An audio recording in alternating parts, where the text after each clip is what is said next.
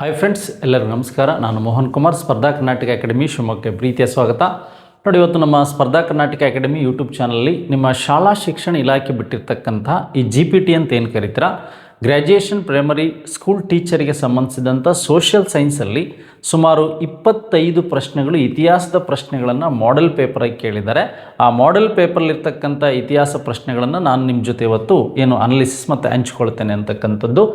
ಹಾಗಾದರೆ ನಮ್ಮ ಸ್ಪರ್ಧಾ ಕರ್ನಾಟಕ ಅಕಾಡೆಮಿಗೆ ಇನ್ನು ಯಾರು ಸಬ್ಸ್ಕ್ರೈಬ್ ಆಗಿಲ್ಲ, ನೀವು ಸಬ್ಸ್ಕ್ರೈಬ್ ಆಗಿ ಅಂತ ಹೇಳ್ತಾ, ನೆಕ್ಸ್ಟು ನಮ್ಮ ಸ್ಪರ್ಧಾ ಕರ್ನಾಟಕ ಅಕಾಡೆಮಿಯಲ್ಲಿ ಯಾರಿಗೆ ಆಫ್ಲೈನ್ ಬರೋದಕ್ಕಾಗಲ್ಲ ಅಥವಾ ಯಾರು ಈ ಆನ್ಲೈನ್ ಮೂಲಕ ತರಬೇತಿಯನ್ನು ಪಡಿಬೇಕಂತಿದ್ದೀರಾ, ಅವರು ಪ್ಲೇಸ್ಟೋರ್ಲೋಗಿ ನಮ್ಮ ಸ್ಪರ್ಧಾ ಕರ್ನಾಟಕ ಮೊಬೈಲ್ ಆ್ಯಪನ್ನು ಡೌನ್ಲೋಡ್ ಮಾಡಿಕೊಂಡ್ರೆ ಅಲ್ಲಿ ನಿಮಗೆ ವಿಷಯವಾರು ಈಗ GPSTR, HSTR, PSTRಗೆ ಸಂಬಂಧಿಸಿದಂಥ ಕ್ವಶನ್ಸ್ಗಳನ್ನು ನೀವಿಲ್ಲಿ ನೋಡ್ತಾ ಹೋಗ್ಬೋದು. ಡಿಯರ್ ಫ್ರೆಂಡ್ಸ್, ಈಗ ಮೊದಲ ಪ್ರಶ್ನೆ ಹೀಗಿದೆ ಅಂತಕ್ಕಂಥದ್ದು ನಮಗೆ ಗೊತ್ತಿರಬೇಕು. ನೋಡಿ, ಭಾರತೀಯ ರಾಷ್ಟ್ರೀಯ ಕಾಂಗ್ರೆಸ್ ಹರಿಪುರ ಅಧಿವೇಶನ ಅಧ್ಯಕ್ಷರು, the president of Haripura INC conference ಅಂತ ಕೇಳಿದ್ದಾರೆ. The president of Haripura INC conference ಅಂತ ಕೇಳಿದ್ದಾರೆ. ಲಾಲಾ ಲಜಪತ್ ರಾಯ್ ಅಂತಕ್ಕಂಥವ್ರು ಇದ್ದಾರೆ, ಸುಭಾಷ್ ಚಂದ್ರ ಬೋಸ್ ಇದ್ದಾರೆ, ಮಹಾತ್ಮ ಗಾಂಧೀಜಿ ಇದ್ದಾರೆ, ಹಾಗೆ ನೆಹರು ಅವರಿದ್ದಾರೆ ಅಂತಕ್ಕಂಥದ್ದು ಗೊತ್ತಿರಬೇಕು. ಹಾಗಾದರೆ ಹರಿಪುರ ಮತ್ತು ತ್ರಿಪುರದಲ್ಲಿ ಯಾರು ಅಧ್ಯಕ್ಷತೆಯನ್ನು ವಹಿಸಿದ್ರು ಅಂತಕ್ಕಂಥ ಕಾನ್ಸೆಪ್ಟ್ ನಿಮಗೆ 1885ರಲ್ಲಿ ಈ ಒಂದು Indian National Congress month of ಡಿಸೆಂಬರಲ್ಲಿ ಇದರ ಮೊದಲ ಸಭೆ 28, 29, 30ನೇ ತಾರೀಕು ನಡೆದ್ರ ಬಗ್ಗೆ ನಿಮಗೆ ಗೊತ್ತಿರಬೇಕು. ನೆಕ್ಸ್ಟ್ ಹಾಗಾದರೆ ಇದರ ಮೊದಲ ಅಧಿವೇಶನದ ಅಧ್ಯಕ್ಷರು ಅದೆಲ್ಲ ಯಾರು ವಹಿಸಿದ್ರು ಅನ್ನೋ ಕಾನ್ಸೆಪ್ಟ್ ನಿಮಗೆ ಗೊತ್ತಿರಬೇಕು.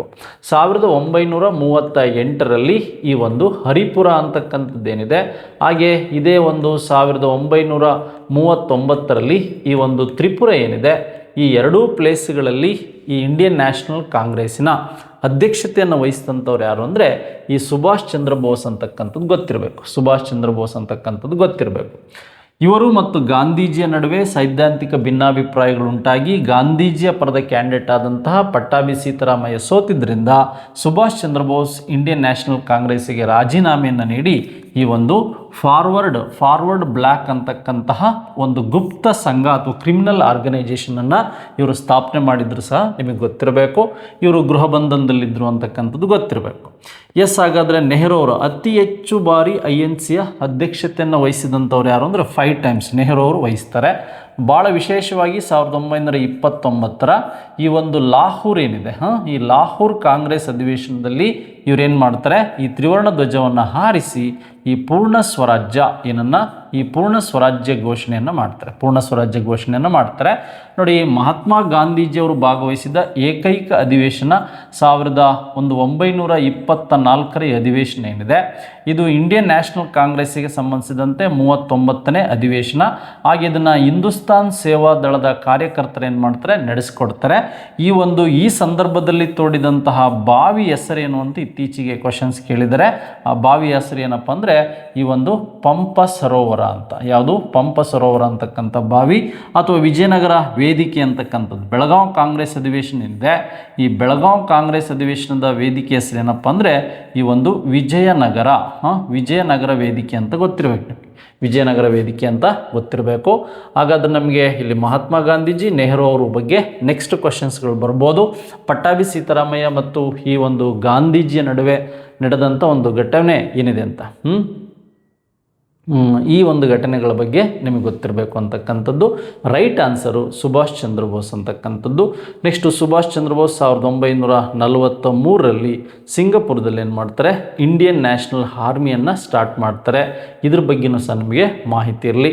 ಸುಭಾಷ್ ಚಂದ್ರ ಬೋಸ್ ಅವರಿಗೆ ನಾವು ಯಂಗ್ ಓಲ್ಡ್ ಮ್ಯಾನ್ ಅಂತ ಕರಿತೀವಿ, ಭಾರತದ ದೇಶ ನಾಯಕ ಅಂತ ಕರಿತೀವಿ. ಹಾಗೆ ಗಾಂಧೀಜಿಯವರಿಗೆ ಫಾದರ್ ಆಫ್ ನೇಷನ್ ಅಂತ ಕರೆದಿದ್ದು 1945ರಲ್ಲಿ ಸುಭಾಷ್ ಚಂದ್ರ ಬೋಸ್ ಅಂತಕ್ಕಂಥದ್ದು ನಿಮಗೆ ಗೊತ್ತಿರಬೇಕು.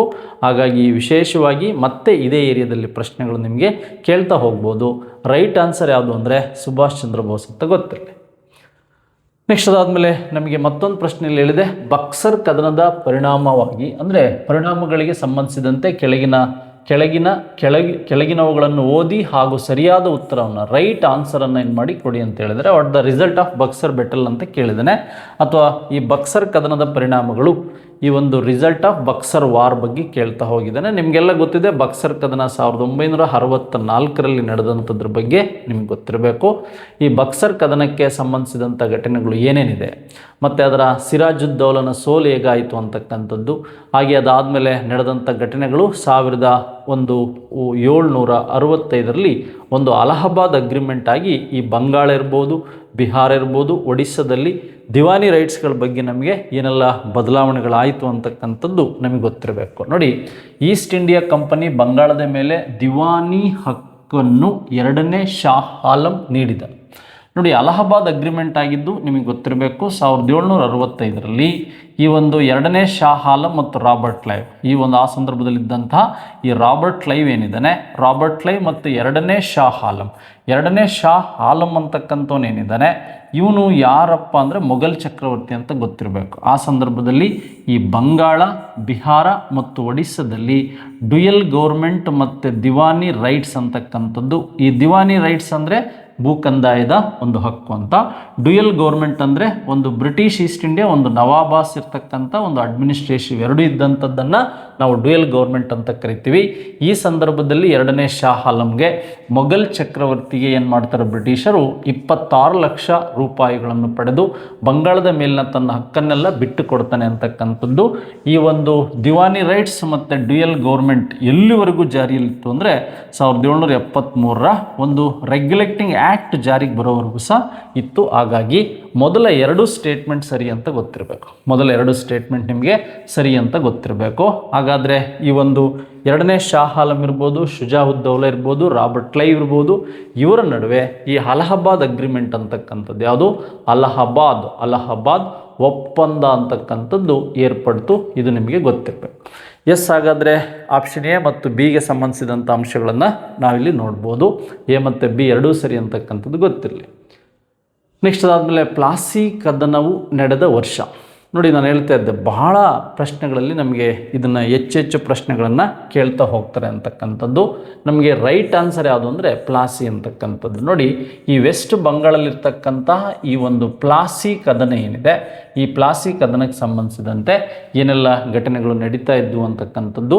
ಹಾಗಾದರೆ ಬಕ್ಸರ್ ಕದನಕ್ಕೆ ಸಂಬಂಧಿಸಿದಂಥ ಘಟನೆಗಳು, ಬಕ್ಸರ್ ಕದನದಲ್ಲಿ ಹಿಂದೆ ನಾನು ಸಿರಾಜುದ್ದೌಲ ಅಂತ ಹೇಳಿದ್ನಲ್ವ, ಸಿರಾಜುದ್ದೌಲ ಅಲ್ಲ ಇಲ್ಲಿದ್ದಂಥವನು. ಇಲ್ಲಿದ್ದಂಥವನು ಯಾರು ಅಂದರೆ ಸಿರಾಜುದ್ದೌಲಿಗೆ ನಡೀಲಿಲ್ಲ. ಇಲ್ಲಿದ್ದಂಥವ್ರು ಯಾರು ಅಂದರೆ ಮೀರ್ ಕಾಸಿಮ್ ಅಂತಕ್ಕಂಥವ್ರು ಇದ್ದರು. ಸಿರಾಜುದ್ದೌಲ ಇದ್ದದ್ದು ಪ್ಲಾಸಿ ಕದನದಲ್ಲಿ ಅಂತಕ್ಕಂಥದ್ದು ಗೊತ್ತಿರಬೇಕು. ನೋಡಿ, ಸಿರಾಜುದ್ದೌಲ ಪ್ಲಾಸಿ ಕದನದಲ್ಲಿ ರಾಬರ್ಟ್ ಕ್ಲೈವ್ ಇವರ ನಡುವೆ ನಡೆದಂಥದ್ದು ಘಟನೆ ಇದೇನು ಮಾಡುತ್ತೆ, ಭಾರತದಲ್ಲಿ ಒಂದು ಬ್ರಿಟಿಷ್ ಸಾಮ್ರಾಜ್ಯ ಸ್ಥಾಪನೆಗೆ ನಾಂದಿ ಆಡುತ್ತೆ. Introduction of British empire establishment in India. Next ಅದೇ ರೀತಿಯಾಗಿ ಈ ಒಂದು ಬ್ಲ್ಯಾಕ್ ಹೋಲ್ ಟ್ರಾಜಿಡಿ ಆಗಿದ್ದು ಯಾವ ಯುದ್ಧಕ್ಕೆ ಅಂದರೆ ಪ್ಲಾಸಿ ಕದನಕ್ಕೆ ಅಂತ ಗೊತ್ತಿರಬೇಕು. ಎಸ್, ಇದಕ್ಕೆ ರೈಟ್ ಆನ್ಸರ್. ಬಟ್ ಹಾಗಾದರೆ 1746 ಏನಂದರೆ ಈ ಒಂದು ಮೂರನೇ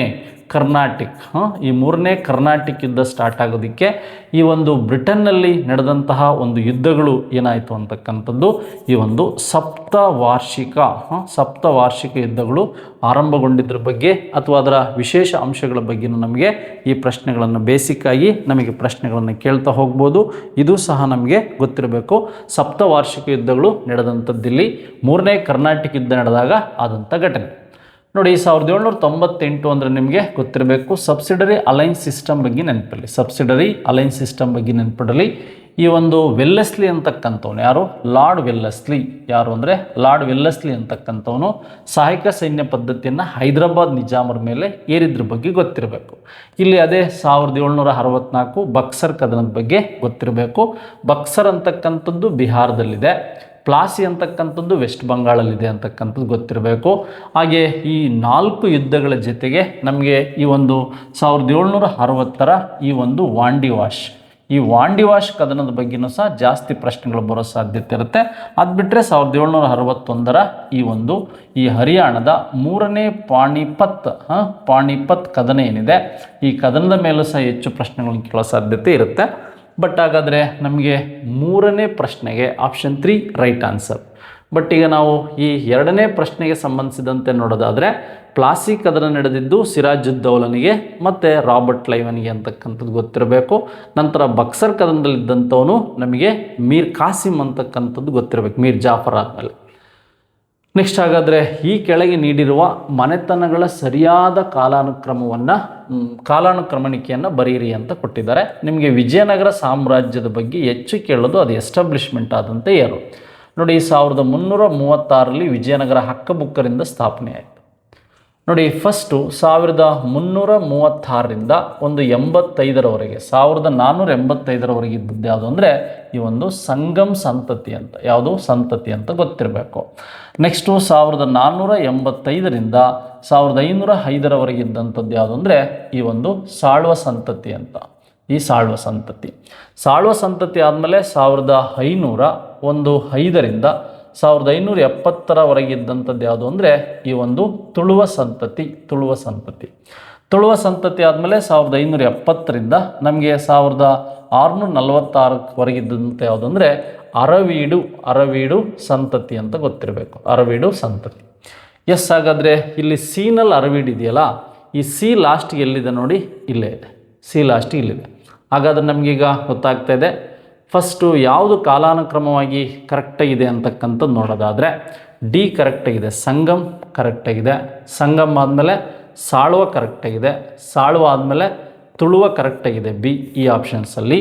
ಹಾಗಾಗಿ ನಿಮಗೆ ಗೊತ್ತಿರಬೇಕಾದಂಥ ಅಂಶ ಈ ತುಳುವ ಸಂತತಿಯಲ್ಲೇ ಇರ್ತಕ್ಕಂಥದ್ದು 1509ರಿಂದ 1529ರವರೆಗೆ ಇದ್ದಂಥವನೇ ಈ ಒಂದು ಶ್ರೀಕೃಷ್ಣ, ಈ ಶ್ರೀಕೃಷ್ಣ ದೇವರಾಯ ಅಂತ ಗೊತ್ತಿರಬೇಕು ನಿಮಗೆ.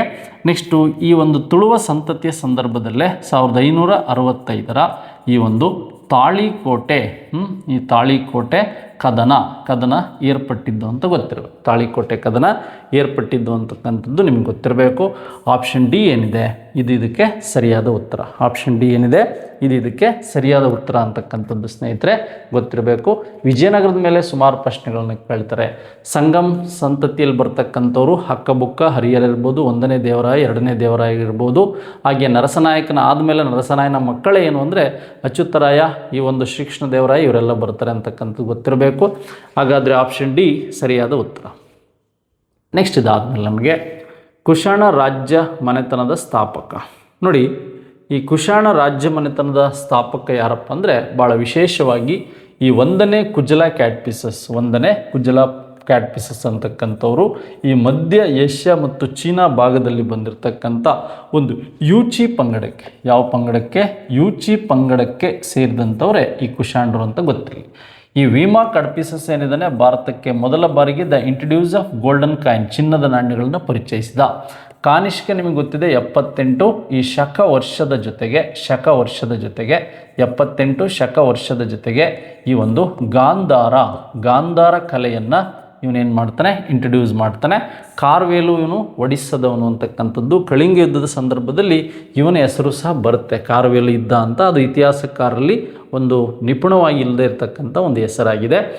ಬಟ್ ಹಾಗಾದರೆ ಕುಶಾಣ ರಾಜಮನೆತನದ ಸ್ಥಾಪಕ ಯಾರು ಅಂದರೆ ಕುಜಲ ಕ್ಯಾಟ್ಪಿಸಸ್. 1ನೇ ಕುಜಲ ಕ್ಯಾಟ್ಪಿಸಸ್, 2ನೇ ಕುಜಲ ಕ್ಯಾಟ್ಪಿಸನ್ಗೆ ಇದ್ದಂಥ ಮತ್ತೊಂದು ಹೆಸರೇ ವೀಮಾ ಕ್ಯಾಟ್ಪಿಸಸ್ ಅಂತ ಗೊತ್ತಿರಬೇಕು. ಹಾಗೆ ಕಾನಿಷ್ಕ 4ನೇ ಬೌದ್ಧ ಸಮ್ಮೇಳನವನ್ನು ಸಹ ಕುಂಡಲಿವನದಲ್ಲಿ, ಈ ಒಂದು 4ನೇ ಬೌದ್ಧ ಸಮ್ಮೇಳನವನ್ನು ಸಹ ಇವನು ನಡೆಸಿದ್ರ ಬಗ್ಗೆ ನಿಮಗೆ ಮಾಹಿತಿ ಗೊತ್ತಿರಬೇಕು. ಕುಶಾಣ ರಾಜಮನೆತನದ ಸಂಸ್ಥಾಪಕ ಇವನಾಗಿದ್ದ. ನೆಕ್ಸ್ಟ್ ಅದಾದಮೇಲೆ ನಮಗೆ ಮತ್ತೆ ಬೌದ್ಧ ಸಮ್ಮೇಳನದ ಬಗ್ಗೆ ಕೊಟ್ಟಿದ್ದಾರೆ. ಮೊದಲ 1ನೇ ಬೌದ್ಧ ಸಮ್ಮೇಳನ ಎಲ್ಲಿ ನಡೀತು ಅಂದರೆ ರಾಜಗೃಹ ಅಂತಕ್ಕಂಥದ್ದು. ಈ ಒಂದು ಬಿಹಾರ ಏನಿದೆ, ಬಿಹಾರದ ರಾಜಗೃಹ ಅಂತಕ್ಕಂಥದ್ದು ಗೊತ್ತಿರಬೇಕು. ಈ ಒಂದು ಅಜಾತ ಶತ್ರು ಅಂತಕ್ಕಂಥವ್ನು ಏನು ಮಾಡ್ತಾನೆ, ಆಶ್ರಯವನ್ನು ನೀಡಿದ್ದ ಅಂತಕ್ಕಂಥದ್ದು ಗೊತ್ತಿರಬೇಕು. ರಾಜಗೃಹ ಅಂದರೂ ಒಂದೇ, ಹಾಗೆ ಈ ಒಂದು ಗಿರಿವಜ್ರ ಅಂದರೂ ಒಂದೇ, ಹಾಗೆ ಇದನ್ನು ಪಾಟಲಿ ಪುತ್ರ ಅಂತ ಕರಿತಾ ಇದ್ವಿ. ನೆಕ್ಸ್ಟ್ ಇಲ್ಲಿ ಅದೇ ರೀತಿಯಾಗಿ ಇದನ್ನು ಈಗಿನ ಬಿಹಾರದ ಪಾಟ್ನಾ ಅಂತಲೂ ಕರಿತಾ ಇದ್ದೀವಿ, ನಿಮಗೆ ಗೊತ್ತಿರಬೇಕು. ಹಾಗಾದರೆ 1ಗೆ 4 ಎಲ್ಲೆಲ್ಲಿದೆ ಅಂತಕ್ಕಂಥದ್ದು ನೋಡೋಣ. ನೋಡಿ, 1ನೇ ಬೌದ್ಧ ಸಮ್ಮೇಳನಕ್ಕೆ ಕ್ರಾಸ್ ಚೆಕ್ ಮಾಡೋಣ. 1ಗೆ 4 ಆಯಿತು.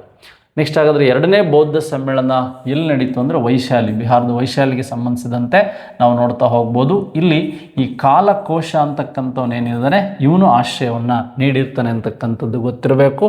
ಹಾಗಾದರೆ 3 ಕರೆಕ್ಟಾಗಿದೆ. ಹಾಗಾದರೆ ಮೂರನೇ ಬೌದ್ಧ ಸಮ್ಮೇಳನಕ್ಕೆ ಸಂಬಂಧಿಸಿದಂತೆ ನಾವು ಎಲ್ಲಿ ನಡೀತು ಅಂತಕ್ಕಂಥದ್ದು, ಮೂರನೇ ಬೌದ್ಧ ಸಮ್ಮೇಳನಕ್ಕೆ ಸಂಬಂಧಿಸಿದಂಥ ಅಂಶಗಳು ಎಲ್ಲಿ ನಡೀತು ಅಂದರೆ ಅಶೋಕ ಈ ಕಾಲದಲ್ಲಿ ಯಾರಿರ್ತಾನೆ, ಈ ಅಶೋಕ ಅಂತಕ್ಕಂಥವನು ಇರ್ತಾನೆ. ದೀಪವಂಶ ಮಹಾವಂಶ ರಚನೆಯಾಗಿ ಅವನ ಮಕ್ಕಳು ಏನು ಮಾಡ್ತಾರೆ, ಬೌದ್ಧ ಧರ್ಮ ಪ್ರಚಾರಕ್ಕಾಗಿ ಸಿಲೋನಿಗೆ ಹೋಗ್ತಾರೆ ಅಂತಕ್ಕಂಥದ್ದು ಗೊತ್ತಿರಬೇಕು. ಹಾಗೆ ಈ ಒಂದು ಗ್ರಂಥಗಳ ರಚನೆ ಆದಂಥ ವಿಚಾರಗಳು ಸಹ ಗೊತ್ತಿರಬೇಕು.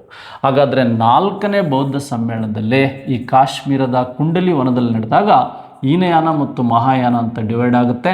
ಕುಂಡಲಿವನದಲ್ಲಿ ಫಸ್ಟ್ ನಡೆದ್ರ ಬಗ್ಗೆ ನಿಮ್ಗೆ ಗೊತ್ತಿರಬೇಕು. ಹಾಗಾದರೆ ಕುಂಡಲಿವನ, ಪಾಟಲಿಪುತ್ರ, ವೈಶಾಲಿ ಮತ್ತು ರಾಜಗೃಹ, ವೈಶಾಲಿ ಮತ್ತು ರಾಜಗೃಹ ಇವೇನಿದೆ ಇವುಗಳ ಬಗ್ಗೆ ನಮಗೆ ಮಾಹಿತಿ ಬೇಕು ಅಂತಕ್ಕಂಥದ್ದು ರೈಟ್ ಆನ್ಸರು ನಮಗೆ ಸೆಕೆಂಡ್ ಒನ್ ಅಂತ ಗೊತ್ತಿರಬೇಕು. ನೋಡಿ, ಫಸ್ಟ್ ರಚನೆ ಆದಂತಹ ಒಂದು ಅಂಶಗಳು ಯಾವ ಒಂದು ಸಮ್ಮೇಳನದಲ್ಲಿ ಹೀನಯಾನ ಮಹಾಯಾನ ಡಿವೈಡ್ ಆಯಿತು ಅಂತ ಕೇಳ್ಬೋದು. ಸಂಘಮಿತ್ರೆ ಅವರು ಈ ಒಂದು 3ನೇ ಬೌದ್ಧ ಸಮ್ಮೇಳನಕ್ಕೆ ಸಂಬಂಧಿಸಿದಂತೆ ಕೇಳ್ಬೋದು.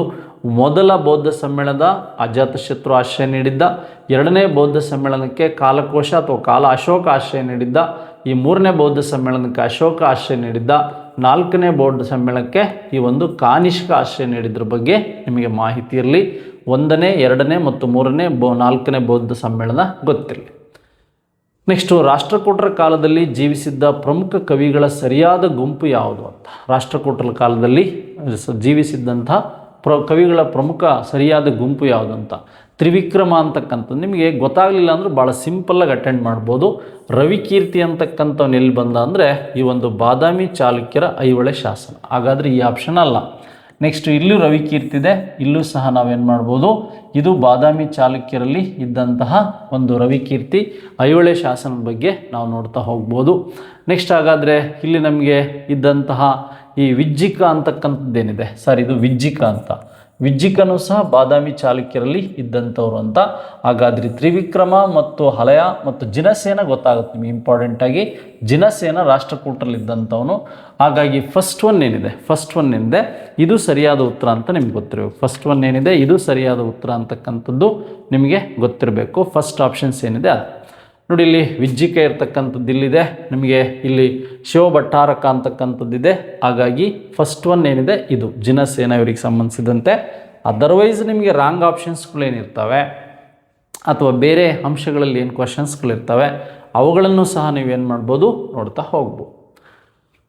ನೆಕ್ಸ್ಟು ನಿಮಗೆ ಇಲ್ಲಿ ಈ ಕೆಳಗಿನ ರಾಜರ ಆಳ್ವಿಕೆಯ ಸರಿಯಾದ ಕಾಲಾನುಕ್ರಮಣಿಕೆ ಯಾವುದು ಅಂತಕ್ಕಂಥದ್ದು ಕೊಟ್ಟಿದ್ದಾನೆ ನೋಡಿ. ಈ ಒಂದು ಬಹುಮನಿ ಸಾಮ್ರಾಜ್ಯ ಆದಮೇಲೆ ಬಿಜಾಪುರದ ಆದಿಲ್ ಶಾಹಿಗಳೇನಾಯಿತು ಸ್ಟಾರ್ಟ್ ಆಯಿತು. ಬಿಜಾಪುರದ ಆದಿಲ್ ಶಾಹಿಗಳ ಸ್ಥಾಪಕ ಯಾರು ಅಂದರೆ ಇವನೇ ಇರ್ತಾನೆ. ಯಾರು ಅಂದರೆ ಯೂಸಿಫ್ ಆದಿಲ್ ಶಾಹಿ. ಈ ಬಿಜಾಪುರದ ಆದಿಲ್ ಶಾಹಿ ಯೂಸಿಫ್ ಆದಿಲ್ ಶಾಹಿಯಿಂದಲೇ 1510ರಲ್ಲಿ ಈ ಗೋವಾವನ್ನು ಏನು ಮಾಡ್ತಾನೆ, ಶ್ರೀಕೃಷ್ಣ ದೇವರಾಯ ಪೋರ್ಚುಗೀಸರಿಗೆ ರಾಜಧಾನಿಯಾಗಿ ಮಾಡಿಕೊಡ್ತಾನೆ. ಹಾಗಾಗಿ ಕರೆಕ್ಟಾಗಿದೆ, ಏನೇ ಫೌಂಡರ್ ಬಿಜಾಪುರದ ಆದಿಲ್ ಶಾಹಿಗಳಲ್ಲಿ. ಆದಮೇಲೆ ಇಸ್ಮಾಯಿಲ್ ಆದಿಲ್ ಶಾಹಿ ಬರ್ತಾನೆ. ಇಸ್ಮಾಯಿಲ್ ಆದಮೇಲೆ 1ನೇ ಇಬ್ರಾಹಿಂ ಬರ್ತಾನೆ, 2ನೇ ಆಲಿ ಆದಿಲ್ ಶಾ ಬರ್ತಾನೆ. ಇವನಾದಮೇಲೆ ಬಂದಂಥವನೇ 2ನೇ ಇಬ್ರಾಹಿಂ ಆದಿಲ್ ಶಾ ಅಂತ ಗೊತ್ತಿರಬೇಕು. ಈ ಇಬ್ರಾಹಿಂ ಆದಿಲ್ ಶಾನೇ ದಕ್ಷಿಣದ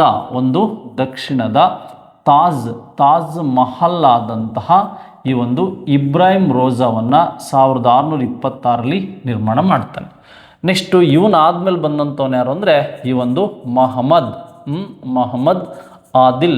ಆದಿಲ್ ಶಾ ಅಂತಕ್ಕಂಥವನು.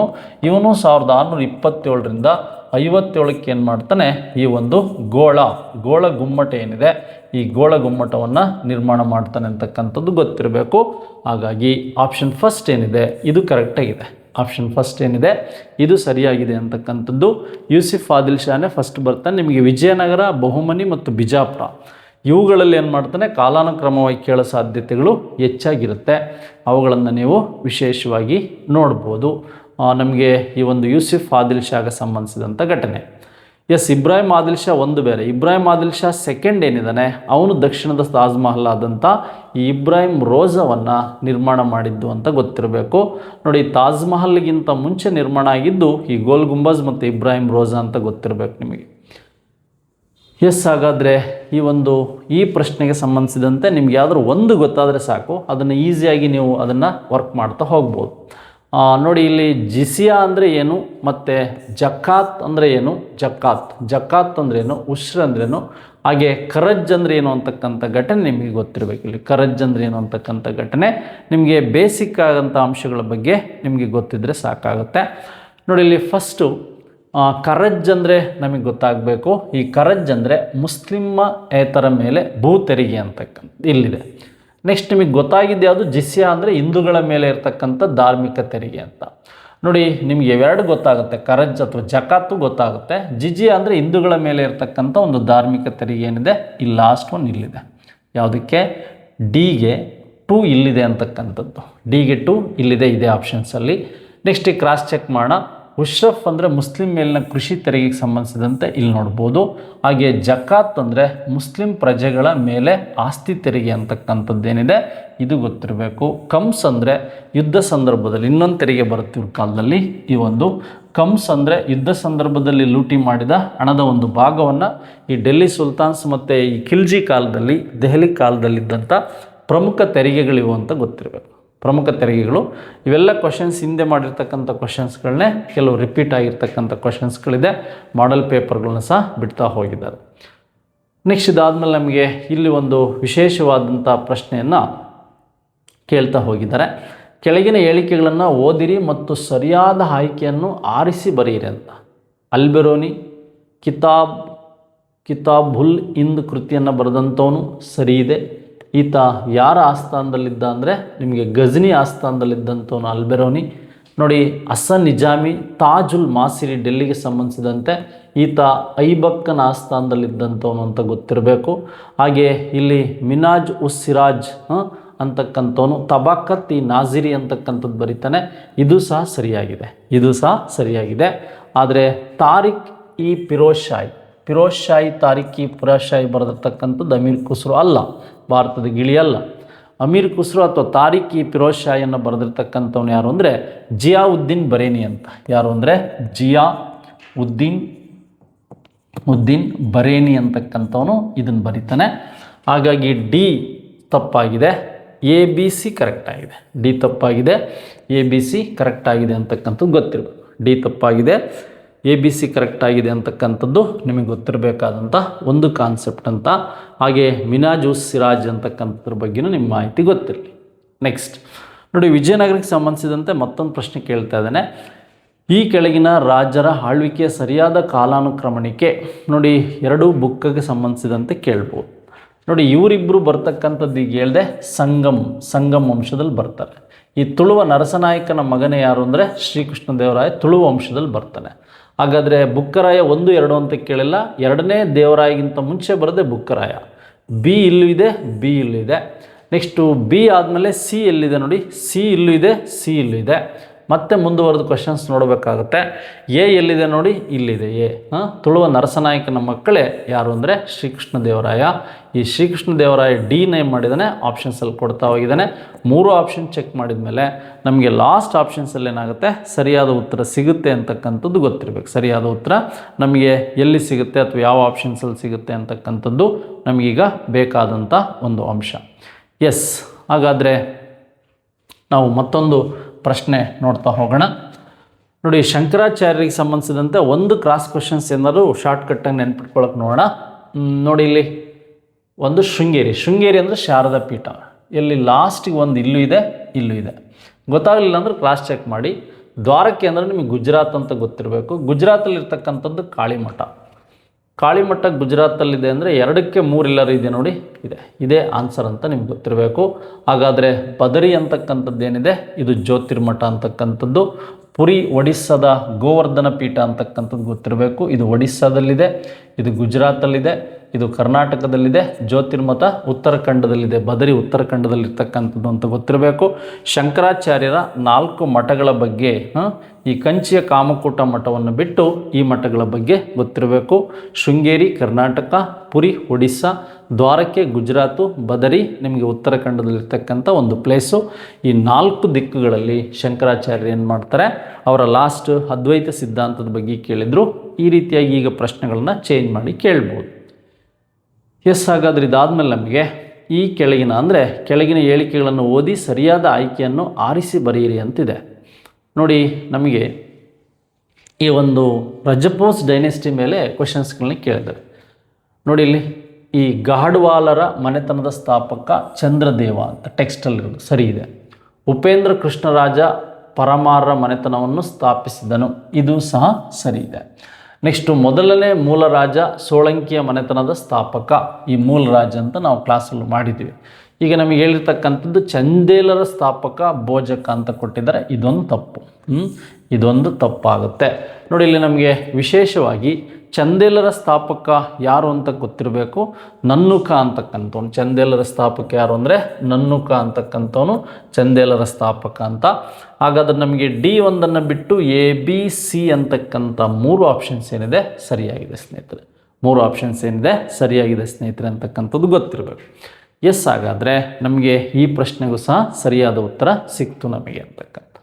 ನೆಕ್ಸ್ಟು ಇದಾದಮೇಲೆ ನಮಗೆ ಈ ಕೆಳಗಿನ ಘಟನೆಗಳ ಸರಿಯಾದ ಕಾಲಾನುಕ್ರಮಣಿಕೆ ನೋಡಿ. ಬಕ್ಸರ್ ಕದನ, ಸಾಯಕ ಸೈನ್ಯ ಪದ್ಧತಿ, ದತ್ತು ಮಕ್ಕಳಿಗೆ ಹಕ್ಕಿಲ್ಲ ಮತ್ತು ಪ್ಲಾಸಿ ಕದನ ಅಂತ. ದತ್ತು ಮಕ್ಕಳಿಗೆ ಹಕ್ಕಿಲ್ಲ ಮತ್ತು ಪ್ಲಾಸಿ ಕದನ ಅಂತಕ್ಕಂಥದ್ದು ಡಿಫ್ರೆಂಟ್. 1757 ಪ್ಲಾಸಿ ಕದನ, ದತ್ತು ಮಕ್ಕಳಿಗೆ ಹಕ್ಕಿಲ್ಲ 1848, ಹಾಗೆ ಸಹಾಯಕ ಸೈನ್ಯ ಪದ್ಧತಿ 798, ಹಾಗೆ ಬಕ್ಸರ್ ಕದನ 1764.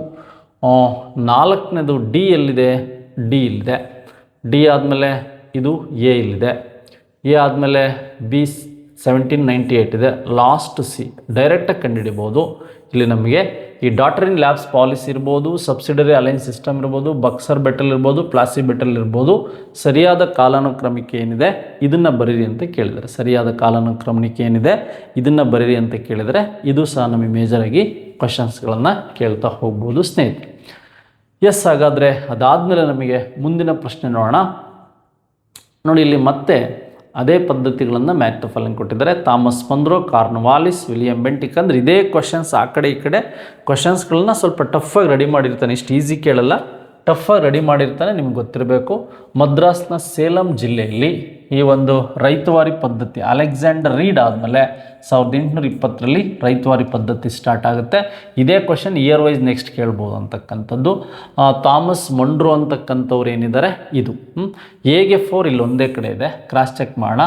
ಕಾರ್ನ್ವಾಲಿಸಿಗೆ ಸಂಬಂಧಿಸಿದಂತೆ 1793ರಲ್ಲಿ ಪರ್ಮನೆಂಟ್ ಸೆಟಲ್ಮೆಂಟ್ ಸಿಸ್ಟಮ್ ಅಂತೂ ಕರೆಕ್ಟಾಗಿದೆ. ನೆಕ್ಸ್ಟು ವಿಲಿಯಂ ಬೆಂಟಿಕ್ ಅಂತಕ್ಕಂಥವನು ಭಾರತದಲ್ಲಿ ಇಂಗ್ಲೀಷ್ ಶಿಕ್ಷಣ ನೀತಿ 1835 ಮಂತ್ ಆಫ್ ಮಾರ್ಚ್ 7ನೇ ತಾರೀಕು ಇದನ್ನು ಜಾರಿಗೆ ತರ್ತಾನೆ. ಇದ್ರ ಮೇಲೂ ಸಹ ಪ್ರಶ್ನೆಗಳನ್ನು ನಿಮಗೆ ಕೇಳ್ಬೋದು. Month of seven. ಎಸ್, ಹಾಗಾದರೆ ಅದು ಸರಿ ಇದೆ. ಹಾಗಾದರೆ ದಾದಾಬಾಯಿ ನವರೋಜಿ ಅವರ ಡ್ರೈನ್ ವೆಲ್ತ್ ಥಿಯರಿ ಏನಿದೆ, ಸಂಪತ್ತಿನ ಸೋರಿಕೆ ಸಿದ್ಧಾಂತದ ಬಗ್ಗೆ ನಿಮಗೆ ಪ್ರಶ್ನೆಗಳನ್ನ ಪ್ರಕಟ ಆಗುತ್ತೆ. ಇದ್ರ ಬಗ್ಗೆ ನಿಮಗೆ ಗೊತ್ತಿರಬೇಕು. Poverty and British rule in India ಅಂತ ದಾದಾಬಾಯಿ ನವರೋಜಿ ಅವರ ಕೃತಿಯಾದಂತಹ poverty on British rule in India ಅಂತಕ್ಕಂಥ ಕೃತಿಯ ಒಂದು ಯೂನಿಟೇ ಈ ಒಂದು ಡ್ರೈನ್ ವೆಲ್ತ್ ಥಿಯರಿ, ಸಂಪತ್ತಿನ ಸೋರಿಕೆ ಸಿದ್ಧಾಂತ ಅಂತ ಗೊತ್ತಿರಲಿ. ಎಸ್, ಹಾಗಾದ್ರೆ ನಮಗೆ 15ನೇ ಪ್ರಶ್ನೆಗೆ ಸರಿಯಾದ ಉತ್ತರ ಗೊತ್ತಾಯಿತು ಸ್ನೇಹಿತರೆ. ನೆಕ್ಸ್ಟ್ ನೋಡಿ, ಇಲ್ಲಿ ಸ್ವಲ್ಪ ಬೇಸಿಕ್ ಆದಂಥ ಅಂಶಗಳ ಬಗ್ಗೆ ಕೇಳಿದ್ದೇನೆ. ನಮಗೆ sir William Jones Abhijnana Shakuntale ಅಂತ ನಾಟಕವನ್ನು ಟ್ರಾನ್ಸ್ಲೇಷನ್ ಮಾಡಿದರು, ಬಟ್ ಇದು ಹಾಕಬಾರ್ದು.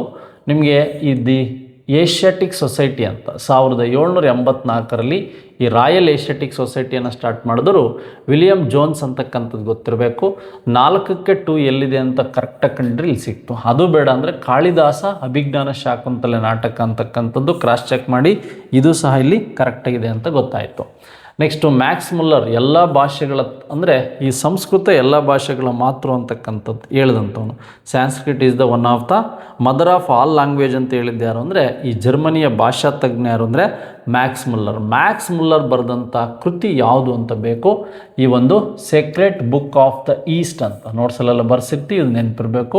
ಜೇಮ್ಸ್ ಮಿಲ್ ಅಂತಕ್ಕಂಥವನು ಈ ಒಂದು ಹಿಸ್ಟ್ರಿ ಆಫ್ ಇಂಡಿಯಾ ಅಂತಕ್ಕಂಥ ಕೃತಿಯನ್ನು ಬರೀತಾನೆ. ನೋಡಿ, ಕೃತಿಗಳ ಮೇಲೂ ಸಹ ಹೆಚ್ಚು ಪ್ರಶ್ನೆಗಳು ಬಂದಿದೆ, ಇದು ನಿಮಗೆ ಗೊತ್ತಿರಬೇಕು. ಕ್ವಶನ್ ಅನಾಲಿಸಿಸ್ ಮಾಡಿದ್ವಿ, ಆ ಕ್ವಶನ್ ಅನಾಲಿಸಿಸ್ಗಳನ್ನು ಸಹ ನೋಡ್ಬೋದು. ಈ ಒಂದು ಪ್ರಶ್ನೆಗಳಿಗೆ ಅನುಗುಣವಾಗಿ ನಾನು ಮಾತಾಡ್ತಾ ಹೋಗ್ತೇನೆ. ಎಸ್, ಹಾಗಾದರೆ ಇದಾದಮೇಲೆ ನಮಗೆ ಮುಂದಿನ ಒಂದು ಅಂಶ ಏನಪ್ಪ ಅಂದರೆ ಪ್ರಶ್ನೆ ಕೆಳಗಿನ ಹೇಳಿಕೆಗಳನ್ನು ಓದಿರಿ ಅಂತ. ನೋಡಿ, ಪಂಪನು ವಿಕ್ರಮಾರ್ಜುನ ವಿಜಯ ಎಂಬ ಕೃತಿಯನ್ನು ರಚಿಸಿದನು. ಸರಿ ಇದೆ, ವಿಕ್ರಮಾರ್ಜುನ ವಿಜಯ. ನೆಕ್ಸ್ಟು ಹಾಲ ಗಾತ ಸಪ್ತಸತಿ ಅಥವಾ ಗಪ್ತ ಅಂದರೆ ಹಾಲ ಈ ಒಂದು ಶೃಂಗಾರ ಕಾವ್ಯವಾದಂಥ ಗಾತ ಸಪ್ತ ಶತಕ ಅಥವಾ ಸತಿ ಅಥವಾ ಶತಕ ಅಂತ ಕೃತಿಯನ್ನು ಏನು ಮಾಡ್ತಾನೆ, ಬರೀತಾನೆ. ಇದು ಒಂದು ಶೃಂಗಾರ ಕಾವ್ಯ.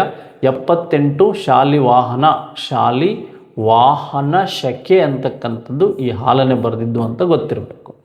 ಎಸ್, ಹಾಗಾದರೆ AB 2 ಸರಿಯಾಗಿದೆ. ಏನಾಗಿದ್ದು? AB 2 ಸರಿಯಾಗಿದೆ ಅಂತ ಗೊತ್ತಿರಲಿ.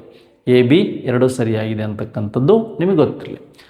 ನೆಕ್ಸ್ಟ್, ಹಾಗಾದರೆ ಈ ಕೆಳಗಿನ ಕಾಯ್ದೆಗಳ ಸರಿಯಾದ ಗುರುತಿಸಿ ಕಾಲಾನುಕ್ರಮಣಿಕೆ. Pitt's India Act, Minto Morley ಸುಧಾರಣೆ, ಮಂಟೆಂಗೋ ಚಲ್ಮ್ಸ್ಫರ್ಡ್ ಸುಧಾರಣೆ, ರೆಗ್ಯುಲೇಟಿಂಗ್ ಆ್ಯಕ್ಟ್ ಅಂತ. ನೋಡಿ, ನಿಮಗೆ ಫಸ್ಟ್ ಬರ್ತಕ್ಕಂಥದ್ದೇ 1773 ರೆಗ್ಯುಲೇಟಿಂಗ್ ಆ್ಯಕ್ಟ್. ನೆಕ್ಸ್ಟ್ ಬರ್ತಕ್ಕಂಥದ್ದೇ 1784 ಒಂದು ಪಿಟ್ಸ್ ಆ್ಯಕ್ಟ್. ನೆಕ್ಸ್ಟ್ ಬರ್ತಕ್ಕಂಥದ್ದೇ 1909 Minto Morley reforms, 1919 Montagu Chelmsford reforms ಅಂತಕ್ಕಂಥದ್ದು. ಇದರಲ್ಲಿ ನಿಮಗೀಗ ಡಿ ಎಲ್ಲಿ ಫಸ್ಟ್ ಇದೆ, ಡಿ ಇಲ್ಲೂ ಫಸ್ಟ್ ಇದೆ, ಡಿ ಇಲ್ಲೂ ಫಸ್ಟ್ ಇದೆ. ಡಿ ಆದಮೇಲೆ ಪಿಟ್ಸ್ ಎಲ್ಲಿ ಫಸ್ಟ್ ಇದೆ, ಇಲ್ಲೂ ಫಸ್ಟ್ ಇದೆ. ಬಿ ಎಲ್ಲಿ ಫಸ್ಟ್ ಇದೆ ನೋಡಿ, ಇಲ್ಲಿದೆ. ಸಿ ಲಾಸ್ಟಿಗಿದೆ. ಈ 4th ಒನ್ ಆಪ್ಷನ್ ಸರಿ. ಯಾವುದು? ಈ 4th ಒನ್ ಏನಿದೆ ಇದು ಸರಿಯಾದ ಆಪ್ಷನ್ಸ್ ಅಂತ ಗೊತ್ತಿರಬೇಕು. ರೆಗ್ಯುಲೇಟಿಂಗ್ ಆ್ಯಕ್ಟ್ ಭಾರತದಲ್ಲಿ ಸುಪ್ರೀಂ ಕೋರ್ಟನ್ನು ಸ್ಟಾರ್ಟ್ ಮಾಡಿದ್ದು ಭಾರತ ಸಂವಿಧಾನಕ್ಕೆ ಮೊದಲ ಹಂತ ಇರಬಹುದು.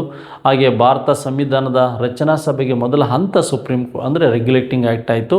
ದಿವಾನಿ ರೈಟ್ಸ್ಗಳನ್ನು ಏನು ಮಾಡ್ತು, ಅದು ಕ್ಯಾನ್ಸಲ್ ಮಾಡಿದ್ರ ಬಗ್ಗೆ ಗೊತ್ತಿರಬೇಕು. 1784, 1909, 1919 ಅಂತ ನಿಮ್ಗೆ ಗೊತ್ತಿರಲಿ. ನೆಕ್ಸ್ಟ್ ಇದಾದಮೇಲೆ ನಿಮಗೆ ಮೌರ್ಯರ ಇತಿಹಾಸವನ್ನು ತಿಳಿದುಕೊಳ್ಳಲು ಸಹಾಯಕವಾಗುವ ಆಕಾರ ಗ್ರಂಥಗಳು ಯಾವುದು ಅಂತ ಕೇಳಿದ್ದಾನೆ. ಆಕಾರಗಳು ಅಥವಾ ಗ್ರಂಥಗಳು ಯಾವುದು ಅಂತ ಕೇಳಿದ್ದಾನೆ.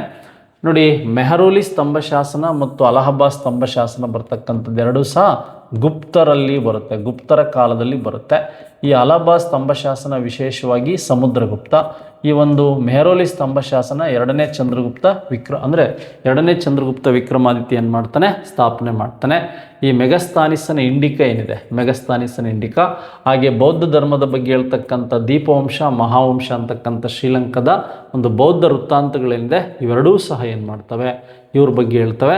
ಹಾಗಾಗಿ ನಮಗೆ ಮೇಜರಾಗಿ ಇಲ್ಲಿ ಪ್ರಶ್ನೆಗಳು AB ಮಾತ್ರ ಕರೆಕ್ಟು. ಯಾವುದು ಅಂದರೆ AB ಮಾತ್ರ ಸರಿ ಅಂತ ಗೊತ್ತಿರಬೇಕು. ಯಾವ್ಯಾವುದು? AB ಮಾತ್ರ ಸರಿ ಅಂತಕ್ಕಂಥದ್ದು ಗೊತ್ತಿರಬೇಕು.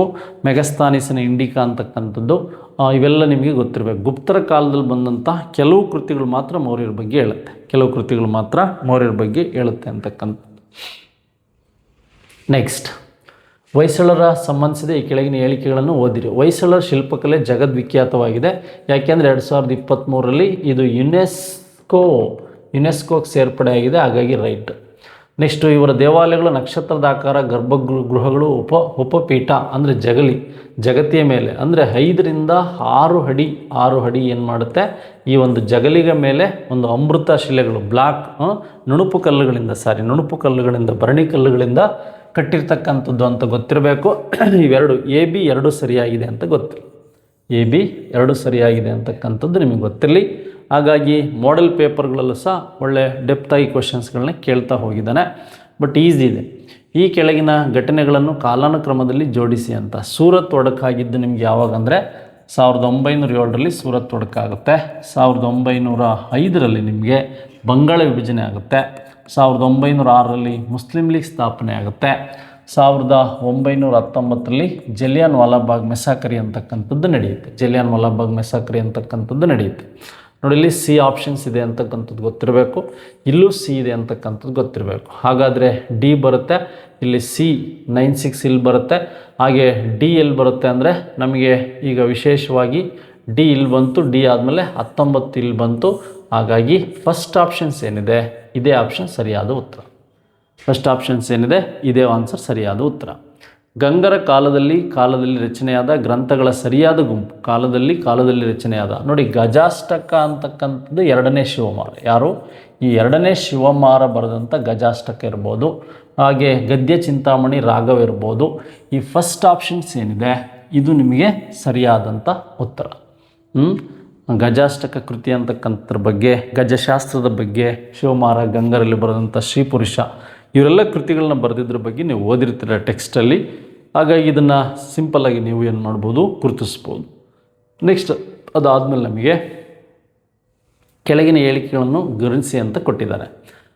ಬ್ರಿಟಿಷ್ ಪ್ರಾಂತ್ಯಗಳ ದೇಶೀಯ ಸಂಸ್ಥಾನಗಳು ಆಸ್ಟ್ರಿಯಾ ರಾಜರೊಂದೊಡನೆ ಅಖಿಲ ಭಾರತ ಒಕ್ಕೂಟಕ್ಕೆ ರಚಿಸಲು ಅವಕಾಶ ನೀಡಿದ್ದು, ಕೇಂದ್ರದಲ್ಲಿ ದ್ವಿಸರ್ಕಾರವನ್ನು ಸ್ಥಾಪಿಸಿದ್ದು, 1935 ಏಪ್ರಿಲ್ 1ರಂದು ರಿಸರ್ವ್ ಬ್ಯಾಂಕನ್ನು RBIಯನ್ನು ಸ್ಥಾಪನೆ ಮಾಡಿದ್ದು. ನೆಕ್ಸ್ಟು ಪ್ರಾಂತ್ಯಗಳಲ್ಲಿ ದ್ವಿಸರ್ಕಾರ ಪದ್ಧತಿಯನ್ನು ರದ್ದುಗೊಳಿಸಿ ಪ್ರಾಂತ್ಯಗಳಿಗೆ ಸ್ವಾಯತ್ತತೆಯನ್ನು ನೀಡಿದಂಥ ಕಾಯ್ದೆ ಯಾವುದು ಅಂದರೆ ಇಂಡಿಯನ್ ಗೌರ್ಮೆಂಟ್ ಆ್ಯಕ್ಟ್. ಈ ಒಂದು 1935 ಅಂತ ಗೊತ್ತಿರಬೇಕು. ಇಂಡಿಯನ್ ಗೌರ್ಮೆಂಟ್ ಆ್ಯಕ್ಟ್ 1935 ಅಂತಕ್ಕಂಥದ್ದು ನಿಮಗೆ ಗೊತ್ತಿರಬೇಕು ಅಂತ. ಹಾಗಾದರೆ ಅದಾದಮೇಲೆ ಯುರೋಪಿಯನ್ ಹಿಸ್ಟ್ರಿಯಲ್ಲಿ ಸ್ವಲ್ಪ ಕಡಿಮೆ ಕೇಳಿದ ಪ್ರಶ್ನೆ, ಹೆಚ್ಚೇನು ಕೇಳಿಲ್ಲ ಅಂತಕ್ಕಂಥದ್ದು ನಿಮಗೆ ಗೊತ್ತಿರಲಿ. ನೆಕ್ಸ್ಟ್ ಹಾಗಾದರೆ ಕರ್ನಾಟಕದಲ್ಲಿ ಸ್ಥಾಪನೆಗೊಂಡ ಮೊದಲ ಸ್ಥಳೀಯ ರಾಜವಂಶ ಯಾವುದು ಅಂದರೆ ಕರ್ನಾಟಕದ ಮೊದಲ ಒಂದು ಕನ್ನಡದ ಮನೆತನವೇ ಕದಂಬರು. ಇದು ಈ ಶಿವಮೊಗ್ಗ ಜಿಲ್ಲೆಯ ತಾಳಗುಂದ ಏನಿದೆ, ಈ ತಾಳಗುಂದದಲ್ಲಿ ರಚನೆ ಆಗಿದ್ದರ ಬಗ್ಗೆ, ಅಲ್ಲಿ ಮಯೂರ ಏನು ವರ್ಮ ಅಂತಕ್ಕಂಥವನು ಶರ್ಮ ಅಂದವನು ವರ್ಮ ಆಗಿ ಹೇಗೆ ಅವನು ಬೆಳಕಿಗೆ ಬಂದ, ಸಾಮ್ರಾಜ್ಯ ಸ್ಥಾಪನೆ ಮಾಡಿದ ಕದಂಬ ಅಂತಕ್ಕಂಥದ್ದು. ಹಾಗೆ ತಾಳಗುಂದದಲ್ಲೇ ಮೊದಲ ಸಂಸ್ಕೃತ ಶಾಸನ ಸಹ ಇರತಕ್ಕಂಥದ್ದು, ಒಂದು ಕೆರೆ, ಮದರಸ ಎಲ್ಲ ಸ್ಟಾರ್ಟ್ ಆಗಿದ್ದು ಕನ್ನಡದಲ್ಲಿ ತಾಳಗುಂದ. ಕದಂಬರ ರಾಜಧಾನಿ ಬನವಾಸಿ ಉತ್ತರ ಕನ್ನಡ ಜಿಲ್ಲೆಯಲ್ಲಿದೆ, ಎರಡೂ ಸರಿ. ಹಾಗಾಗಿ ಎ ಮತ್ತು ಬಿ ಎರಡೂ ಸರಿ, ಎ ಮತ್ತು ಬಿ ಎರಡೂ ಸರಿ. ಬೈಜೈಂಟಿಯನ್ ಬನವಾಸಿ ಅಂತಕ್ಕಂಥದ್ದು ನಿಮಗೆ ಗೊತ್ತಾಯಿತು.